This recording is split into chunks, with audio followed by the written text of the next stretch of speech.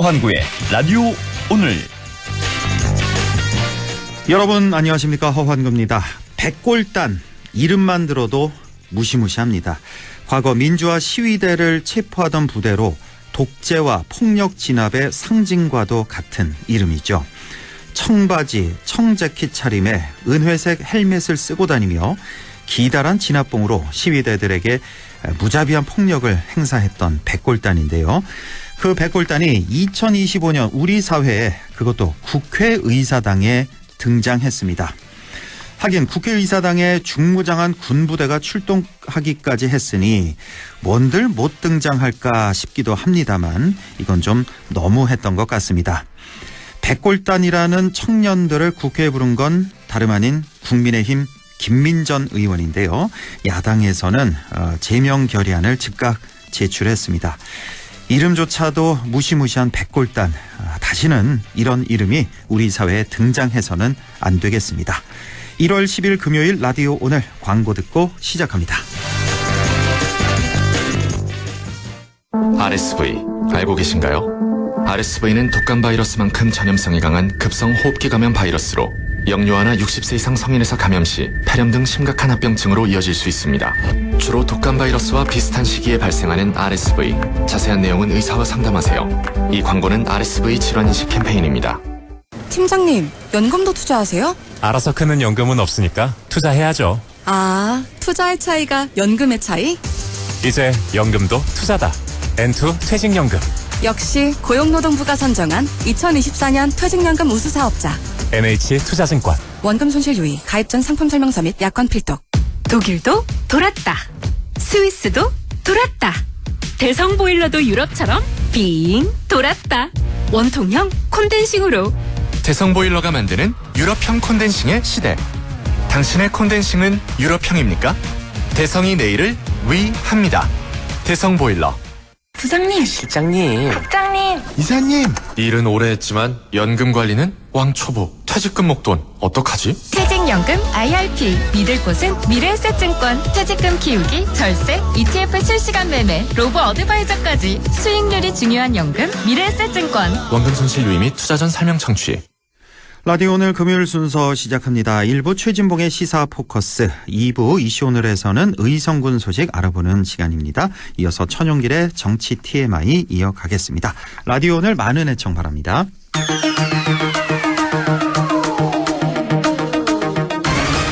시사 포커스 성공회대 최진봉 교수 함께 하겠습니다. 교수님 안녕하십니까? 네, 안녕하십니까? 네, 박종준 대통령 경호처장 얘기부터 시작해 보겠습니다. 네. 그동안에 소환에 계속 불응해서 체포영장을 발부하느니 마느니 그런 얘기가 있었는데 오늘 뜻밖의 오전 10시에 재발로 걸어 나왔습니다. 자, 네. 이걸 어떻게 분석을 해야 될지, 경호처 내부의 분열 양상인지, 아니면 항복을 하는 건지, 아니면 또 다른 윤 대통령의 어떤 의도가 있는 건지, 자, 이걸 어떻게 봐야 됩니까? 오늘 출석을?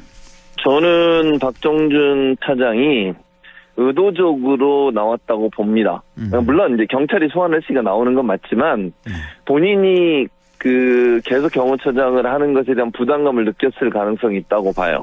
네. 왜 그렇게 생각하냐면 나오기 전에 사표를 제출했잖아요. 예. 그러니까 사표를 제출하는 행위는 경호처장을 계속 하지 않겠다는 의지를 보여주는 거거든요. 예. 그러면서 출두를 했어요. 이거 만약에 저는 이렇게 생각해요. 만약에 윤석열 대통령을 계속 지키려고 했다면 네. 출석도 거부하고 사표도 내지 않았을 거예요. 아하. 사의를 표명하면서 출석했다는 것은 다시는 경호처로 돌아가고 싶지 않다라는 의지의 표명이라고 저는 생각하거든요. 예.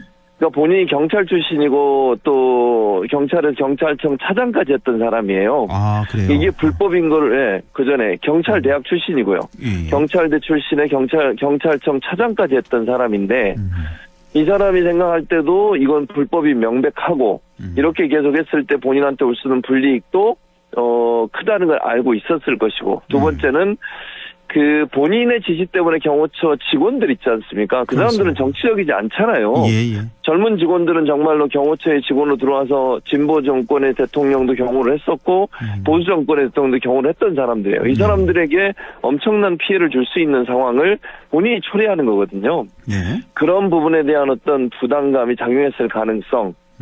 좋게 해석하면 아랫사람들을 위해서라는 표현을 쓸 수 있지만 저는 그거보다 본인이 살기 위해서 그런 선택을 하지 않았을까. 아하. 그리고 어느 정도 저는 교감도 있었을 거라고 봅니다. 사표가 누구랑? 수리가 됐거든요.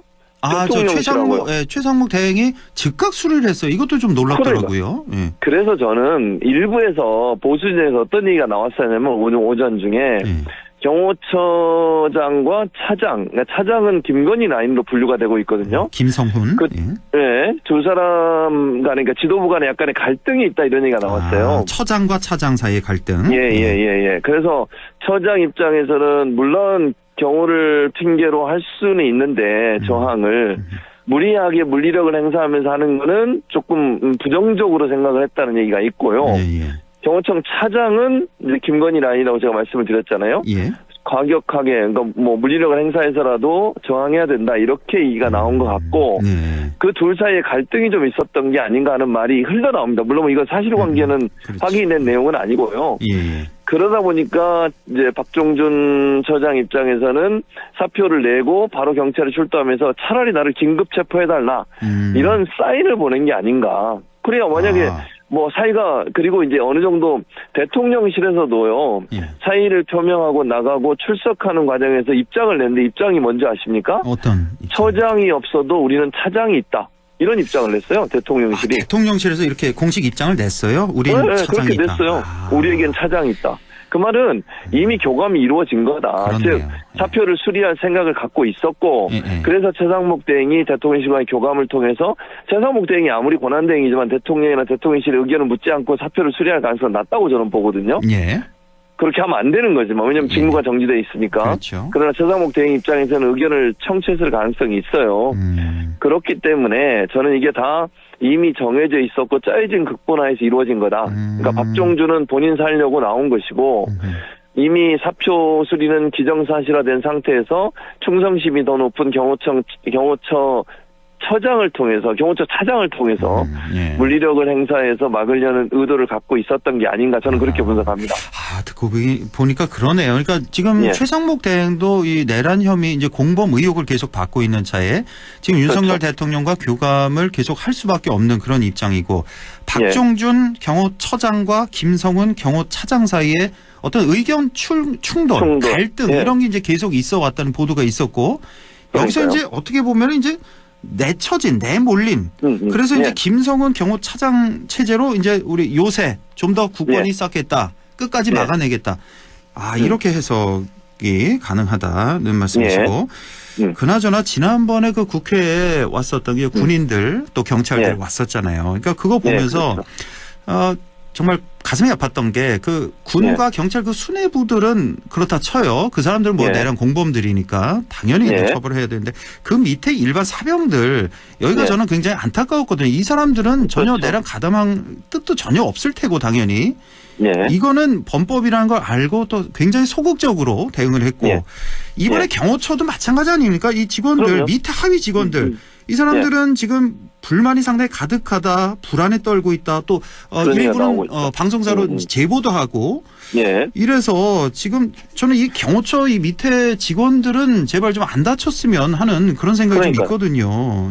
저는 근데 오늘 이제 경호처장이 그렇게 사표를 내고 거의 수리가 됐잖아요. 동요가 상당히 클 거라고 생각합니다. 이게. 그러니까 기존에도 지금 말씀하신 것처럼 오늘 뭐 아침에 MBC 그 시선 집중에 직접 또 제보를 했다고 하는 사람의 얘기도 나왔잖아요. 경호처 직원에. 그런 내용들을 보면 제가 볼 때는 이미 동요는 일어났는데 거기에다가 지금 경호처 처장이 사표를 내고 수리가 됐다? 더 큰 동요가 일어날 겁니다. 그래요? 왜냐면 잘 보세요. 경호처 처장이 경찰 출신이고 경찰 대학 출신인데 본인이 판단할 때 이거 자기가 피해가 갈 것 같으니까 사표 내고 자기는 빠져버렸어요. 그럼 경호처 직원들은 어떤 생각이 들겠어요? 이거 나 큰일 나겠다 이러다가 내가 지금 말씀하신 것처럼 자기는 정말 의도적으로 한 건 아니지만 지시를 받아서 한 것이긴 하지만 이거 계속 불법으로 하다 보면 본인들도 처벌받고 그렇죠. 또는 연금도 못 받고 직장도 잃게 되는 그런 일이 벌어질 수 있겠구나 이런 우려가 생기지 않겠습니까? 당연하죠. 예. 그렇죠. 그러니까 그런 분위기가 이미 있었는데 경호처장이 사표를 내고 수리가 되면서 그게 더 커진다는 거죠, 제 말은. 그 동요가 훨씬 커져서 아마도 저는 2차 이제 만약에 집행이 들어가게 되면요. 경호청 차장인 김 차장이 지시를 한다 하더라도 신용을 할 거예요, 신용을. 그러니까 예를 들면 막는 것처럼 하지만 경찰이 들어오면 뭐 길을 터주든지 아니면 약간 이렇게 실랑이가 있는 것처럼 하지만 결국은 문을 열어주거나 아니면 뒤로 넘어지거나 뭐 스스로 그럴 가능성이 저는 있다고 봅니다. 지난번 국회에서 우리 군인들 봤잖아요. 그 건장한 군인들이 이제 밀려서 뒤로 밀려나는 그런 모습. 그렇죠. 네. 그렇게 될 가능성이 높다고 봅니다, 저는. 그나저나 지금 박종준 경호처장은 이제 어느 정도 이제 정리가 되는 것 같고, 김성훈 경호차장, 또 그 밑에는 이광우 경호본부장, 이진화 경비본부장. 자, 이들 이제 경호처 이제 수뇌부들이라고 할 수 있겠는데, 그렇죠. 혹시 그 반대로 이제 자꾸 반대 의견을 내는 박종준 처장이 나갔으니까 이 세 명을 필두로 해서 좀 더 경호처 기강을 다시 한번 확 잡으면서 좀 더 강하게 저항할 수도 있을 것 같은 그런 생각도 얼핏 좀 들기는 하는데 그렇게 좀 안 되길 바라겠고요. 아니, 물론 그렇게 될 가능성은 저는 낮다고 봐요. 왜냐하면 그 경호처의 직원들은 공무원들이에요. 정치인들이 아니고요. 그러니까 이게 3명 본부장과 그 차장은 정치적인 활동을 하고 있다고 저는 보거든요. 그 사람들은. 그러니까 그 사람들의 지시를 맹목적으로 받아들이는 저는 그렇게 보지 않습니다. 왜냐하면 그렇게 했다가 자기가 피해를 당하는데 그걸 감수하면서 그렇게 한다고 그렇게 생각하지 않고 맞습니다. 가족들도 계속 경호처에 있는 사람들은 전화하고 있대요. 지금. 그렇게 하지 말라고. 왜냐하면 경호처 직원들은요 함께 공동 생활을 하거든요. 관저 근처에서. 그렇기 때문에 집에도 이제 가끔 들어와요. 근데 계속 전화해서 가족들이 설득을 하고 있다는 얘기도 나오고 있어요 지금. 그래서 제가 볼 때는 그건 어려울 거라고 생각합니다. 꼭 좀 그렇게 됐으면 좋겠습니다. 무력 충돌이 이거 절대로 안 되겠고. 그나저나 2차 체포영장 이게 좀 언제 집행할 거냐. 요즘 뭐 저 내란 불면증 걸린 사람도 많고 맨날 자다가 일어나서 이제 뉴스 확인하는 분들 많고. 그래서 이르면 오늘쯤 생각했는데 오늘 일단 아니고 주말쯤이란 얘기도 있고 길어야 이제 뭐 다음 주 초 이런 얘기가 계속 나오겠는데 이제 며칠 내에 집행이 이루어질 것 같은데 자, 그 모습 어떻게 될지 재집행 어느 정도 격렬하게 대치를 하게 될지 윤 대통령은 과연 관저에 있기나 한 건지 만약에 있다면 순순히 따라 나올지 이거 참 이거 예상하기가 힘든데 지금 자꾸 국민의힘에서는 그 권영세 비대위원장이 얘기를 하는데 자꾸 이거 너무 강하게 체포하려고 하는 거 이게 국격을 떨어뜨린다라고 주장을 하고 있는데 이거 지금 윤 대통령 때문에 지금 국격이 완전히 실추가 됐거든요. 그럼요. 이 실추된 국격을 다시 세우기 위해서는 제대로 법 집행을 해서 당연하죠. 체포에 오는 게 그게 이제 국격을 다시 살리는 길 아니겠습니까? 당연한 말씀이에요. 국격은 법을 어기고 법을 무시하고 법 위에 군림하는 제왕적 모습을 보이는 게 국격을 떨어뜨리는 거예요. 지금처럼 이렇게 사법부에서 발부한 영장을 집행하려고 하는데 물리력을 행사하고 자기 경호처 직원들을 자기 사병처럼 이용을 해가지고 그들을 통해서 막으려고 하는 시도가 국격을 떨어뜨리는 거예요. 이게 무슨 독재국가지 민주국가입니까? 민주공화정입니까? 민주국가는 법치주의에서 움직여지는 거예요. 대통령 그 사람을 왕처럼 생각해서 왕이 지시하면 짐이고 국가다. 이게 독재국가죠. 그게 어떻게 국격을 세우는 일입니까? 저는 권영세 비대위원장이나 국민의힘 의원들 그런 얘기하면 정말 이해가 안 됩니다. 아니 권영세 비대위원장도 검사 출신이잖아요. 법을 아는 사람이 또 판사 출신 나경원, 판사 출신인 뭐 사람들 이 사람들 와서 뭐라 그럽니까? 국격을 떨어뜨려. 아니 국격은 법치가 제대로 살아날 때 국격이 세워지는 거예요. 미국도 뭐라 그럽니까? 대한민국의 위대한 국민들을 믿는다. 민주주의가 법치에 의해서 작동하는 걸 믿고 기대하고 있다. 이런 얘기 계속 하고 있잖아요. 그렇습니다. 근데 어떻게 국격을 입에 올립니까? 윤석열을 지키는 게 국격을 지키는 겁니까? 전혀 아닙니다. 그건 잘못된 생각입니다. 자, 공수처장, 오동훈 공수처장. 그동안 뭐 상당히 그 소극적인 비판을 자세. 많이 받았죠. 비판을 받았는데, 바로 어제였습니다. 국회에서. 어제 임미애 의원이 얘기를 하는데, 완전히 달라졌다고. 그래서 유튜브를 찾아봤는데, 네. 정말 완전히 달라졌대요 보니까. 굉장히 네. 이번에 아주 단호한 입장을 국회에서 이제 네. 밝혔고 경찰에서도 지금 굉장히 준비를 많이 하고 있다. 그러니까 최대 그렇습니다. 이것저것 다 끌어모아서 한 2,800여 명 정도 네. 준비를 하고 있고 공수처 쪽에서는 이거 다 끌어모아서 한 많아요 500명 정도. 그러니까 500대 2,800. 그래서 숫자로는 완전히 압도하고 있는 상황인데 네. 이렇게 되면 지금 분위기상으로 봐서는 2차 집행 때는 뭐 분명히 영장 네. 집행을 할 수 있을 것 같은 그런 생각이 좀 드네요. 예. 그리고 맞습니다. 여기서 좀 하나 여쭤보고 싶은 게 한 예. 2, 3일 전이었죠. 그 오마이TV 우리 예, 교수님도 예, 예. 방송하고 있는 예. 오마이TV 예, 그 예. 카메라에 잡혔지 않습니까? 이제 윤 잡혔죠. 대통령 좀 이렇게 좀 어슬렁어슬렁 다니면서 뭐 예, 지휘도 예, 예. 하는 그런 모습. 자, 근데 예. 이 모습이 당연히 포착되리라는 걸 윤 대통령이 알고 있었을 텐데 그렇죠. 여기를 이렇게 일부러 나왔단 말이에요. 당연하죠. 이거 의도 이거 어떻게 봐야 됩니까? 저는 이거 그래서 이게 의도. 연막작전이라고 생각해요. 그래요. 이거 나오고 나서 1시간인가 있다가 변호인단이 나와가지고 말도 안 되는 주장으로 민주당을 또 공격했잖아요. 처음에 이 얘기한 사람 안규백 의원이고 안규백 의원이 이미 관저를 떠나서 모처에 있다. 이런 의혹이 있다라고 문제를 제기했어요. 아침에 제기하고 그날 낮에 네. 바로 이제 나왔어요. 나왔어요. 예. 그리고 그 오마이TV 방송이 아침 6시, 새벽 6시부터 계속 하고 있었던 방송이에요. 그리고 그 장면, 지금 윤석열 대통령이 나왔던 그 장소, 저도 이제 아침에 9시에 거기서 방송을 했는데, 그 장면을 계속 비추고 있었어요. 예. 그러니까 하필이면 왜 글로 나왔을까요? 아니, 생각을 해보세요. 관저 주변도 여러 군데가 있는데, 오마이TV가 비추고 있는 곳으로 나왔어요. 그래서 저는 의도적이라고 의심을 하는 거예요. 그렇지 않다면 굳이 글로 나올 이유는 없거든요. 그게 상당히 문 쪽하고도 가까운 곳이에요. 그곳까지 나올 이유도 없고요. 예. 관저 근처에서 나오면 나왔지 관저 근처에서 조금 나와야 되는 거리거든요. 한참을. 근데 그곳이 일부러 나왔다는 것은 나 관저에 있다. 이걸 보여주고 싶어 하는 거예요. 근데 저는 윤석열 대통령 뭐든지 할 수 있는 사람이라고 생각이 들거든요. 계엄을 선포한 걸 보면 저는 연막작전일 수 있다고 생각해요. 그래서 이 부분은 모르겠습니다. 제가 뭐 단정적으로 얘기할 수 없는데 뭐 지금 관저에 있을 수 있다고 생각해요. 근데요, 만약에 체포가 시작이 된다, 집행이 시작이 된다, 그러면 저는 떠날 수도 있다고 생각합니다. 어디로 떠납니까, 거기서? 그러니까, 그래서, 그게 공관촌이잖아요, 그게 공관촌. 예. 그쪽에 뭐 그래서 여러 국회의장 공간들이 공관부터 해서 모여있어요. 합참의장 공관 뭐 등등 다 있어요, 거기에. 예. 네. 그래서 다른 장소로도 이동할 가능성을 배제할 수 없다. 그래서 이 경찰이나 공수처가 이제 영장을 집행할 때 그것도 염두에 두고 해야 한다고 저는 생각해요. 도주로를 차단해야 돼요. 그러니까 예를 들면 지금까지 이렇게 버티고 계속 체포를 방해하고 막는 이유는 도주할 가능성과 위험성이 높아지는 거잖아요. 일반적으로 다 그렇게 생각하는 겁니다. 어떤 사람이 나오라고 해도 조사하는데 안 나오고 계속 거부하고 경호처를 내세워가지고 막고 이건 도주의 가능성이 높은 거잖아요. 그러니까 도주로라고 생각될 수 있는 길목도 저는 다 차단해야 한다고 생각해요. 인력을 보내가지고. 너무 참 창피스럽습니다. 대통령이 그러니까요. 참 이런 도피하는 모습, 국격을 이렇게 실추하고 있는 이런 모습. 네. 자, 이 백골단 얘기를 안 할 수가 없는데 김민전 의원이 이제 주도한 백골단 기자회견을 했는데 오늘 이에 대해서 이제 야6당이 김민전 의원 제명 결연을 즉각 또 제출을 했던 이런 모습인데 이 백골단에 대해서 지금 뭐 50대 한 중후반 이상 되신 분들은 직접 보신 분들도 많이 계실 테고 그 이하 세대들은 직접 못 본 세대들이 다거든요. 그래서 이 백골단은 얼마나 무서운 부대인지 잠깐만 좀 말씀해 주세요. 아니 백골단이 어떤 부대냐면 경찰인데 사복을 입고 다녀요. 경찰복은 안 입고. 그리고 방패 있잖아요. 그 시위대에 사용하는 방패 그리고 쇠파이프 같은 걸 들고 다닙니다. 몽둥이 같은 거.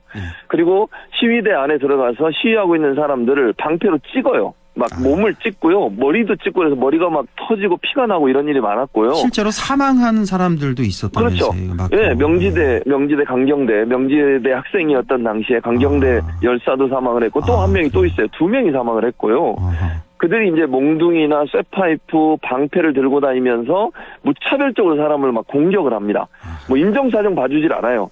그러니까 이게 폭력입니다. 국가폭력이죠. 국가폭력. 그러니까 경찰이 사복을 일부러 입은 것도 경찰이라는 걸 티를 안 내는 것이고요.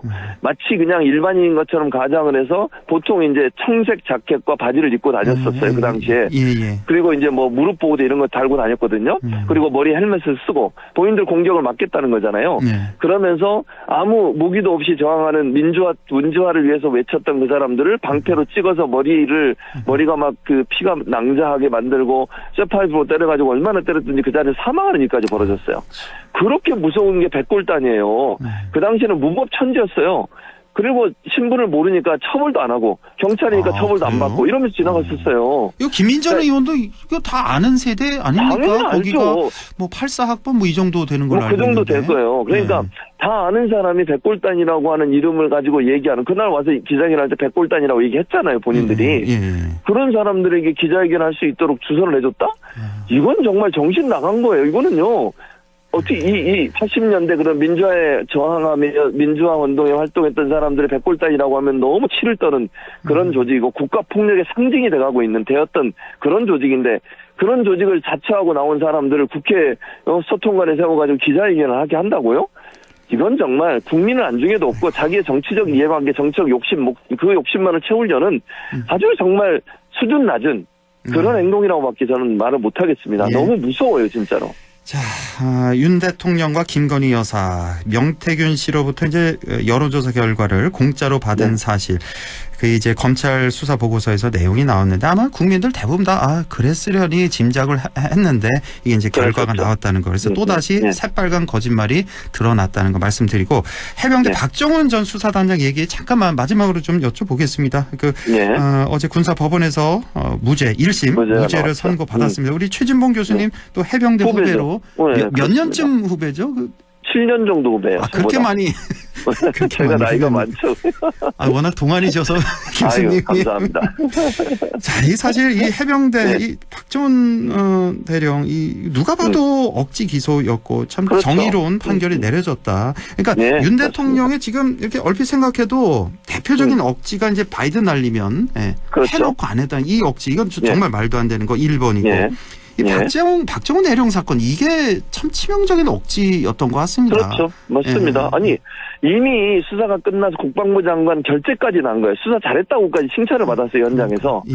그러다가 누구죠? 그 임사단장. 임성근 사단장 살리겠다고 대통령이 격려를 하고, 그 격려를 듣고 와서 당장 멈추라고 그래서 이미 절차대로 진행되는 모든 과정을 멈춰 세웠어요. 그게 불법인 거예요.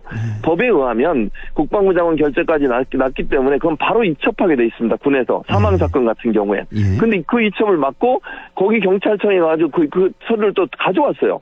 그러면서 멈추라고 했던 말을 듣지 않는다고. 그건 불법적인 명령이잖아요. 예. 법에 따라서 진행했던 수사단장의 절차를 멈춰 세운 것은 불법이고요. 네. 불법적인 명령을 했는데 그걸 따르지 않았다는 이유로 박정훈 대령을 항명수괴라는 제목으로 그렇죠. 그리고 예. 기소를 했어요. 그리고 예. 재판을 받게 했고요. 예. 그러니까 아니 크게, 이거는 크게 정말 봐서 이해를 못. 예. 두 가지였습니다. 항명죄 또 네, 상관 항명죄. 명예훼손죄 이렇게 두 가지로 이제 기소를 했는데 둘 다 예. 명백히 아니다. 그러니까 아니라고 하죠. 부정한 명령에는 복종 안 해도 돼요. 복종할 네. 의무가 없다는 거. 이거 예. 지금 경호처 직원들이 반드시 이거 이 판결 맞습니다. 되내면서 그럼요. 집행 시도할 때 이거 똑바로 예. 행동을 좀 해야 될 것 같습니다. 예. 맞습니다. 예. 자, 오늘 여기까지 보죠. 최진봉 교수와 함께했습니다. 고맙습니다. 예, 감사합니다. 네, 라디오 오늘 2부에서 뵙겠습니다.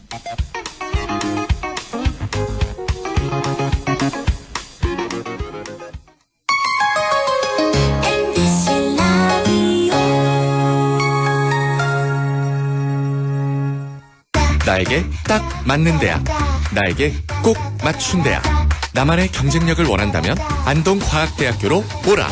시대의 딱 취업 중심 실전학과, 학생의 꼭 현장 중심 실무교육, 취업의 맞춤, 내 꿈의 맞춤, 나의 드림핏 안동과학대학교. 오늘도 안전하게 음주운전 예방수칙 알려드립니다. 첫 번째, 술자리가 예정된 경우 미리 귀가 방법을 정하고 차는 가져가지 않는 것이 안전합니다. 두 번째, 음주 후 자전거나 전동 킥보드를 이용하는 것도 음주운전 처벌 대상에 포함됩니다. 세 번째, 과음을 한 다음 날에는 대중교통을 이용해주세요. 숙취 음주운전 역시 처벌 대상입니다. 네 번째, 음주운전을 방조하는 경우에도 3년 이하의 징역형 또는 1,000만 원 이하의 벌금형에 처해질 수 있습니다. 적극적으로 말려주세요. 위험한 음주운전 미리 예방하여 소중한 생명을 지켜주세요.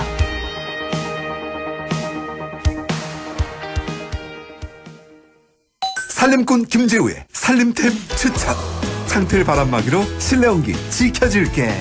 포장은 다회용기로. 플라스틱 거절한다. 우리 식재료로 유통을 줄이면 탄소를 줄일 수 있어. 이 모든 건 기후위기에 대응하는 지구 살림템. 여러분도 함께해요. 공익광고협의회.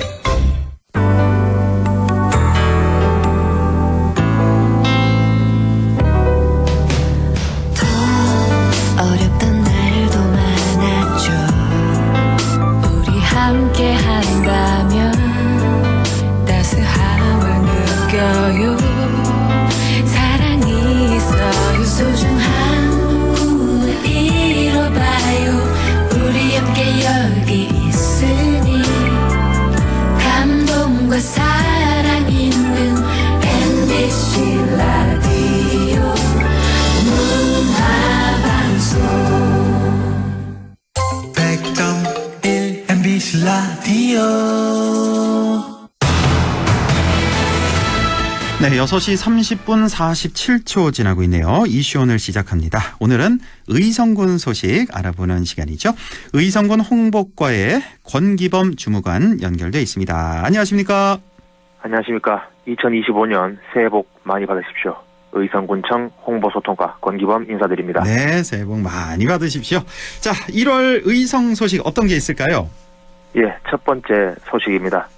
의성군이 수돗물에 대한 불안감 해소와 음용률 향상을 위해 찾아가는 수돗물 안심 확인제를 실시합니다. 수돗물 안심 확인제는 수돗물 수질이 궁금한 군민 누구나 수질 검사를 신청하시면 담당 공무원이 가정을 직접 방문하여 무료로 수돗물 검사를 하고 결과를 안내해주는 제도입니다. 그렇군요. 수질 검사 그러면 어떻게 진행이 되나요? 예, 수질 검사는 총 6가지 항목이 있습니다. 수돗물의 탁도, 산성 농도, 잔류 염소, 철, 구리, 아연에 대해서 수질 검사를 진행하고 부적합 판정을 받으면 추가로 7가지 항목을 다시 검사합니다. 네. 추가 검사 항목으로는 일반 세균, 총대장균, 색도, 경도, 염소 이온, 암모니아성 질소를 검사가 추가 진행됩니다. 예. 의성군은 2021년부터 유치원 및 어린이집 수돗물 안심 확인제를 실시했고 2024년에 경로당에도 추가 실시하여서 검사 결과 모두 기준에 적합했습니다. 예. 혹시나 자택에 수돗물 수질이 궁금하시다면 언제든지 의성군 상하수도 사업소로 전화 신청하시면 됩니다. 참 좋네요. 의성군 이렇게 상하수도 시설이 잘 되어 있기 때문에 수돗물에도 이렇게 자신이 있는 것 같습니다. 자, 자택에 누구나 수돗물 안전한지 궁금하신 분들 의성군 상하수도 사업소로 전화하셔서 확인을 해보시면 되겠습니다. 자, 두 번째 소식은 의성군이 경북도 내 최초로 농림축산식품부가 실시한 먹거리 통합지원센터 건립 지원 공모 사업에 선정됐다는 소식이네요. 예, 맞습니다. 의성군이 경상북도 내에서는 최초로 농림축산식품부가 실시한 2025년 먹거리 통합지원센터 건립 지원 공모 사업에 선정됐습니다. 예. 국비와 도비 34억 8천만 원을 포함해서 총 60억 원의 사업비를 확보했습니다. 이번 건립 지원 사업은 지역 먹거리 계획을 추진하는 지자체를 대상으로 지역에서 생산된 먹거리가 지역 내에서 선순환될 수 있도록 식재료의 생산, 물류, 유통 및 정책 기능을 수행하는 센터 건립을 위해서 건축, 시설, 장비 등을 지원하는 사업입니다. 네. 의성군 먹거리 지압 통합지원센터는 2026년 9월부터 시범 운영을 통해서 시범 운영을 하고요. 예. 2027년부터 정상 운영에 들어갈 계획입니다. 27년부터 정상 운영. 자, 이 먹거리 통합지원센터 군민들에게는 어떤 장점이 있나요? 예, 의성 군민들에게는 항상 안전하고 건강한 먹거리를 제공합니다. 뭐 급식이라든지 뭐 마트에서 밥상거리라든지 이런 예. 반찬거리가 있고요. 예. 농가에서는 안정적인 판로를 또 열어주는 역할을 담당하게 됩니다. 그렇군요. 의성군 먹거리 통합지원센터 잘 건립돼서 지역에 좋은 예시로 남으면 좋겠습니다. 자, 다음은 의성하면 또 유명한 게 컬링이잖아요. 예. 지금 대한민국 컬링 국가대표팀이 바로 의성군청 남자 컬링팀 맞죠? 예, 맞습니다. 그래서 오늘부터 열리는 2025년 이탈리아 토리노 동계 세계 대학 컬링 대회에 대한민국 국가대표 자격으로 의성군청 남자 컬링팀이 참가합니다. 네. 대회는 오늘 1월 10일부터 1월 25일까지 총 16일간 이탈리아 토리노에서 열립니다. 네, 의성하면 컬링. 의성 컬링팀 그 영미팀 유명하잖아요. 예, 영미 아직 팀이 있나요? 시작이었죠. 영미 팀은 이적을 했습니다. 아, 이적했네. 예, 그렇군요. 예. 이제 또 남자 팀이 또 국가 대표팀으로 또 활약한다는 소식. 자, 이 동계 세계대학 컬링 대회에 출전한다고 했는데 이 대회가 어느 정도 위치해 있는 대회인가요? 올림픽 규모보다는 규모가 좀 작지만은 예. 그래도 세계 대회인 만큼 세계 최고 강팀인 캐나다랑 스위스, 스웨덴 이런 팀들과 경기를 펼치게 됩니다. 예. 대회 그 위치나 위상은 아시안 게임과 비슷한 위치의 대회라고 합니다. 그 정도. 예. 예. 국민 여러분들 많은 응원 부탁드리겠습니다. 예, 아시안 게임 정도의 위상을 갖고 있는 세계 대회다. 자, 토리노 동계 세계 대학 컬링 대회 대한민국 대표로 의성군청 남자 컬링 팀이 출전한다는 소식 많은 응원 부탁드리고요. 요즘 바람이 엄청 많이 불고 있고 오늘 굉장히 춥던데 이렇게 바람이 많이 불 땐 또 산불 생각이 납니다. 의성군에서는 어떻게 산불 예방을 하고 있습니까? 의성군에서는 또 2025년 새해부터 1월부터 5월까지 산불 예방을 위해서 산불 방지 대책 본부 및 18개 읍면 상황실에서 의성군청 산림과와 의용소방대 등 비상연락망을 상시로 유지하고 논두렁과 밭두렁 태우기 및 쓰레기 불법 소각 행위를 엄중히 단속합니다. 그리고 가태료도 적극 부과하게 됐습니다. 예. 산불이 발생하지 않도록 의성 군민뿐만이 아니라 대한민국 국민 모두가 노력해야 할 때입니다. 예, 그렇습니다. 지금 미국 LA에서 아주 초대형 산불이 났다는 소식이 있는데 저도 어제 그 뉴스 잠깐 봤는데 트럼프 대통령 차남인가요? 그 집이 아주 그 호화 저택이라고 하던데 그게 홀랑 다 탔다고 하던데 지금 뭐 인명 피해, 재산 피해 어마어마하다고 하는데 다들 좀 산불 조심 꼭 좀 부탁드리고 우리 권기범 주무관도 산불 현장에 투입된 그런 경험이 있다면서요? 예, 저도 있습니다. 그 2023년에 울진 삼척에서 발생한 산불 엄청나게 큰. 다 기억합니다. 울진 산불. 예. 거기에 동원이 되어가지고 산불을 끄고 왔는데. 산불이 정말 무섭습니다. 불씨가 계속 살아납니다. 바람이 불면 꺼지지가 않아서 불은 또 한 명이 발생시키지만 진화하는 인원은 수백 명, 수천 명이 되기 때문에 특별히 여러분들 주의가 좀 필요한 것 같습니다. 예, 누군가의 그 어떤 작은 실수 하나가 정말 이렇게 어마어마한 피해를 양산한다는 거. 우리 주무관님 고생 많으셨겠어요, 그때. 뭐 며칠 정도 하셨습니까? 그때 저는 하루 했는데 군에서도 버스 대절해서 그 한 2주 동안 계속 왔다 갔다 했습니다. 2주나 또 하셨군요. 고생 많았습니다. 예.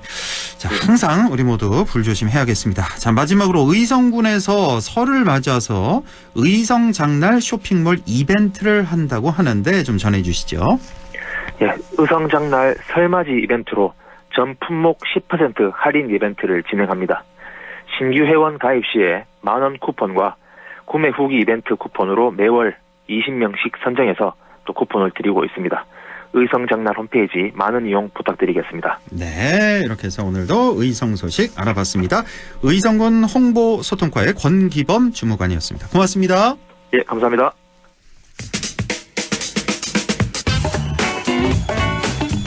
네, 천용길의 정치 TMI 바로 이어갑니다. 천용길 시사평론가 안녕하십니까? 네, 안녕하십니까? 예, 오늘 어떤 얘기 해볼까요?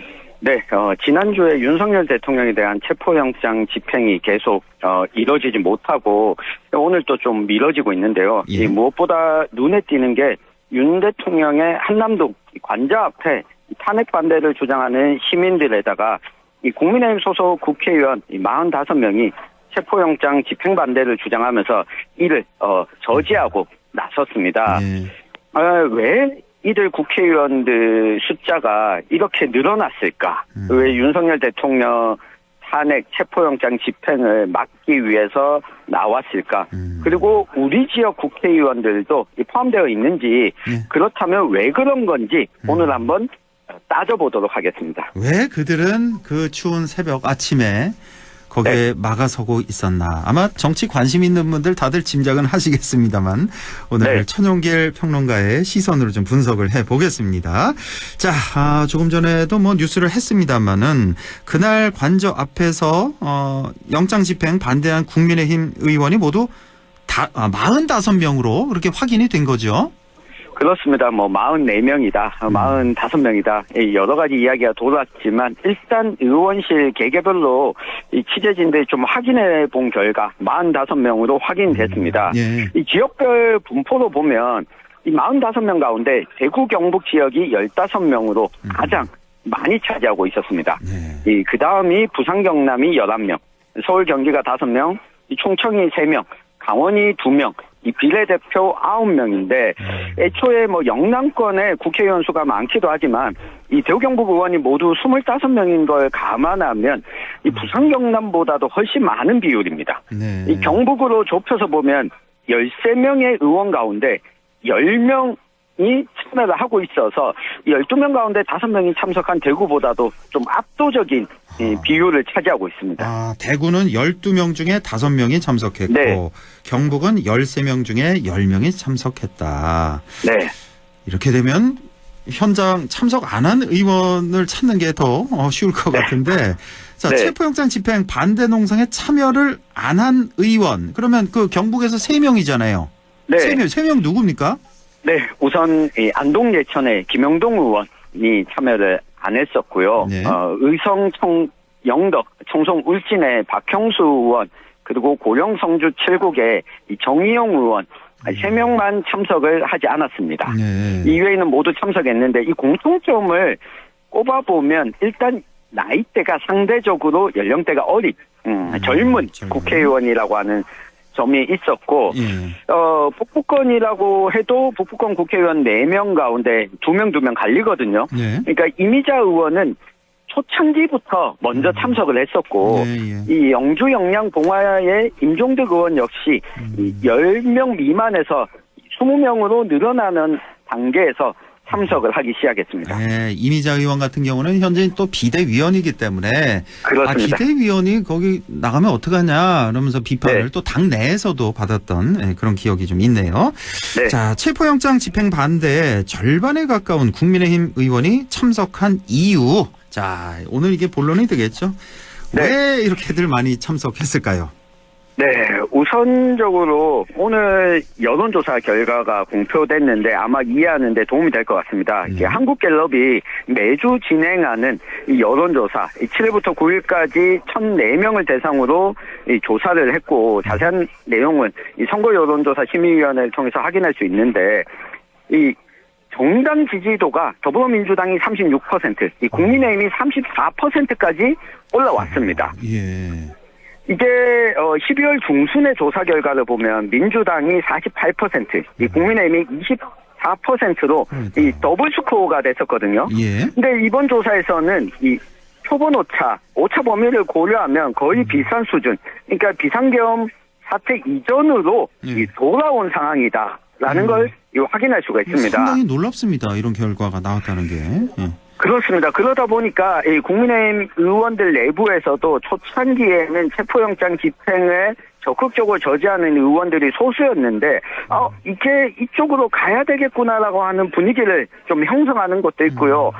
또 하나는 이 현상이 나타나다 보니까 여론조사에 참여할 때 국민의힘 지지층에서 더 적극적으로 여론조사에 응답한다라고 하는 효과도 작용을 했습니다. 때문에 여론조사 추이는 조금 더 봐야 되겠지만 1차적으로는 지금 조기 대선이 코앞에 닥쳐왔는데 지금 국민의힘 내에서 명확한 대권 주자가 없는 상황이다 보니까 현역 의원들 가운데서도 이 대권을 꿈꾸는 이들이 있습니다. 그러니까 이들 입장에서 보면 사실 국회의원들이 오기 전에 그 자유통일당의 정광훈 목사가 대규모 집회를 하고 있지 않았습니까? 이 정광훈 목사가 가지고 있는 대중동원력에 이 국민의힘 정치인들, 대권을 꿈꾸는 정치인들이 좀 기대고 있는 것 아닌가라고 볼 수 있겠습니다. 이들 역시 탄핵 반대 시위를 열고 있는 정광훈 목사 쪽에 소개를 받기도 하고 연단에 오르기도 했잖아요. 대표적인 게 윤상현 의원. 예, 그러니까 김민전. 윤상현, 네, 국민의힘의 윤상현 의원의 경우에는 지난해 당대표 선거할 때까지만 해도 그러니까 소위 김건희 여사와 윤석열 대통령에 좀 비판적이었습니다. 네.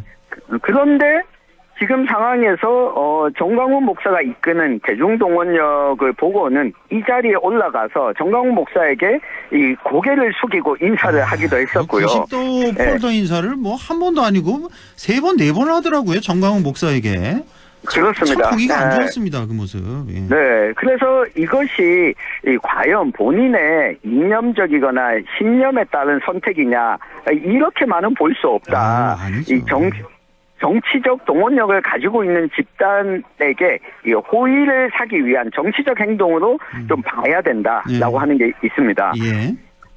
그리고 두 번째는 그렇다면 이게 40명까지 늘어난 이유는 뭐냐 했을 때 점점 지지율이 다시 회복세에 있으니까 대선에 지더라도 총선이 3년 후에 있는데 그때 야당이 되었을 때 당내에서 당원들로부터 공천을 받는데 눈도장을 찍겠다. 아, 눈도장. 예. 네.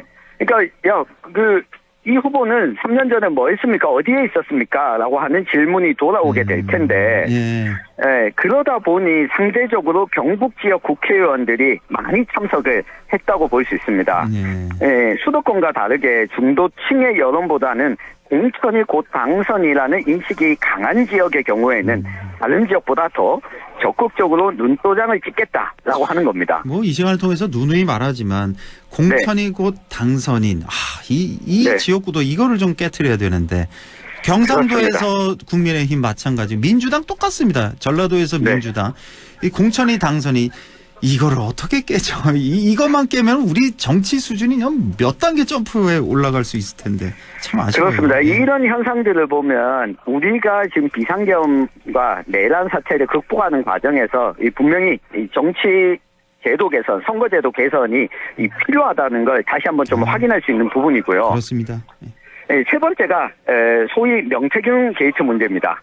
그러니까 명태균 씨 관련한 수사 보고서가 이번 주에 뉴스타파 보도를 통해서 나왔는데 이 대선 경선 과정에서부터 이 비공표 여론조사가 진행됐고 이걸 윤석열 대통령과 김건희 여사가 이 보고를 받았다라고 하는 메시지가 공개가 된 겁니다.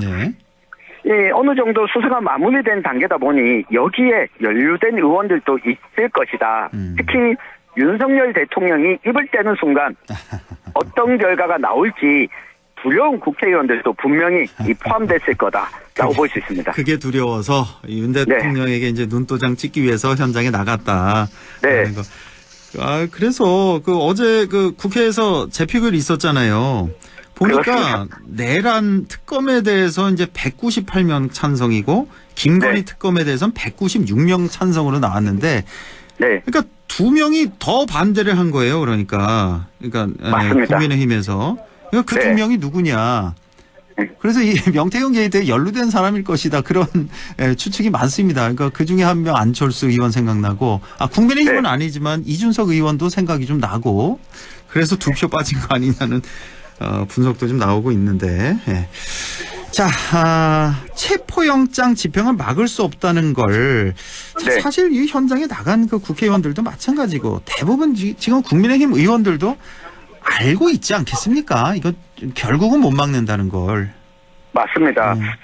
이게 체포영장 집행은 이 법치주의의 중요한 원칙입니다. 이 법원이 발부한 영장은 누구도 막을 수 있는 방법은 없다. 다만 체포가 적절한지 적부심을 체포된 이후에 청구할 수 있는데요. 그러니까 체포 적부심 같은 경우도 일단은 체포 영장을 집행해서 체포된 후에 그 연후에 이걸 또 신청하는 거잖아요. 적부심을. 그렇습니다. 게다가 이게 법조인 출신 국회의원들이 많지 않습니까? 이게 국민들 입장에서 국민들을 호도하는 이 대표적인 경우인데 앞에 나서서 맡고 있는 나경원 의원, 장동혁 의원, 조배숙 의원 이 모두 판사 출신입니다. 그러니까 알고 있지만 이 정치적인 손익계산을 하고 있는 상황이다. 청취자분들도 아시겠지만 다시 한번 제가 이걸 언급하는 이유가 이게 법적으로 문제가 있어서 이들이 맡고 있는 게 아니라 정치적 계산 때문이다라고 하는 걸 다시 한번 좀 알아주셨으면 하는 것 때문입니다. 본인들도 알고 지켜보는 국민들도 다 알고 있을 겁니다. 자, 그렇다면 한남동 관저 앞에 찾아가지 않은 우리 지역 국회의원들 얘기도 좀 해봐야 될 것 같은데요. 뭐 김형동, 박형수 이런 의원들이요. 맞습니다. 뭐 이분들 이름도 우리 청취자 여러분께서 좀 기억을 해주시면 좋을 것 같은데 이 김영동 의원의 경우에는 비상계엄 초창기부터 이 반대 입장을 냈었습니다.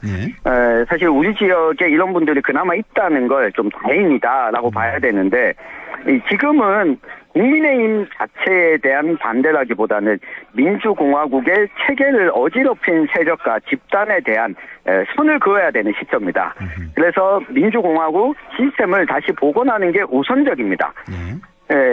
국민의힘 내에서도 이 헌법적 가치를 우선시하는 의원들, 대표적으로는 울산을 지역구로 하고 있는 김상욱 의원이 있지 않습니까? 그리고 또 한 가지가 이 상황을 좀 엄중하게 인식해야 됩니다. 법치주의, 영장 집행을 막고 이것이 막는 게 성공하게 되면 과연 누가 사법 시스템을 신뢰하게 되겠느냐. 게다가 의원들이 이 사법 체계를 부정하는 행위를 하는데 그렇다면 다른 세력들 또 이런 행위를 한다고 했을 때 국회의원들도 그러지 않았냐라고 하는 부분을 고려하는 게 필요합니다. 이 엄중한 상황을 이해하는 데 있어서 저는 야당, 특히 더불어민주당의 대응도 좀 부족한 점이 있었다. 지금까지만 놓고 보면 윤석열 대통령이 가장 큰 문제고 여기에 동조한 국회의원들도 문제지만 야당이 적절하게 대응하지 못한 것도 문제가 있다는 걸 우리 시민들께서 이야기를 할 필요가 있습니다. 민주당도 잘한 건 없다. 적절하게 대응 못했다라는 거 어떤 부분인가요? 그러니까 뭐 이런 부분인 거죠. 2017년 탄핵 당시를 떠올려 보면 당시에는 이 국민의힘 당시 새누리당에서 이탈한 의원들 60명 정도가 있었습니다. 그리고는 이들이 탄핵되고 나서 바른정당이라고 하는 정당을 만들지 않았습니까? 그러니까 소위 이야기하면 여당 국민의힘과 민주당으로 갈라선 것이 아니라 가운데 민주당에 대해서는 비판적이더라도 이 공화국을 해치는 세력과는 우리가 같이 가지 않는다. 요 분위기를 민주당이 좀 만들어줄 필요가 있었는데 공화국을 지키고자 하는 것이냐 아니면 내란 세력이냐 이렇게 선을 그었어야 되는데 약간은 이게 지속되는 탄핵과 국민의힘 의원들에게 국민의힘이라고 하는 정당 자체를 내란 정당으로 낙인 찍는 게 국민의힘 내에서 좀 양심적인 목소리를 내는 의원들이 나올 수 없는 선택지 자체를 좁혀놓은 측면이 있다. 이 부분은 민주당 의원들도 조금은 다시 고민할 필요가 있어 보입니다. 그러니까 너무 몰아치기만 하지 말라 뭐 이런 뜻으로 들리는데요. 그렇습니다. 뭐 몰아치는 것도 문제지만 국민의힘 내에서 다른 선택을 할 수 있는 의원들이 자연스럽게 선택하고 여론의 이 지지를 받도록 길을 열어주는 것도 일야당의 몫이다라고 할 수 있겠습니다. 이렇게도 또 분석이 가능하다는 거. 또 한편에서는 조금 더 강경하게 해야 된다라는 그런 목소리도 있고 참 어떻게 봐야 될지 모르겠습니다. 자, 여기까지 보죠. 천용길 시사평론가와 함께했습니다. 고맙습니다. 고맙습니다.